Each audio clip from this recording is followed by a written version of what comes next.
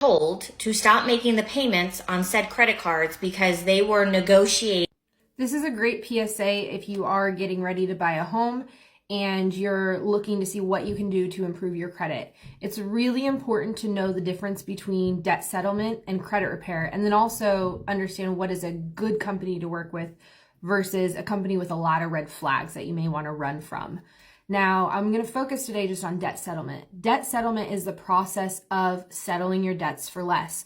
Often you pay a debt settlement company a percentage of that settled debt, whether that's, it used to be 15%. Now I see a lot of times 20, 25%.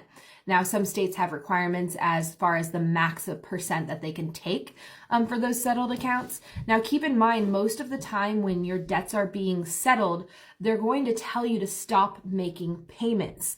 That's because there's more negotiating power once that account is charged off. Now, if you're not making payments on the account, obviously your account's going to continue to go further and further past due.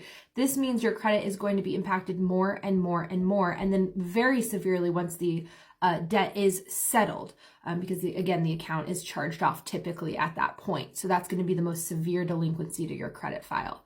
Now, after it's charged off, that account's going to stay on the credit report for 7 years from the date of the charge off, or said differently, 7 years plus 180 days from the original date of delinquency.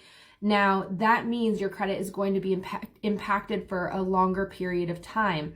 Now, over time, that impact becomes less as, one, you build good credit, better credit over time, right? You have new accounts that you're paying on time, etc., creating some cushion on your file. But with some algorithms, after that credit, the negative credit is more than 2 years old, you will see a lesser impact to the credit file. That's not true for every single FICO algorithm, but for some it is. Now, debt settlement is something that some people have to do to avoid bankruptcy, or some people choose to do because the debt is too overwhelming. They don't feel like they're going to be able to pay it off.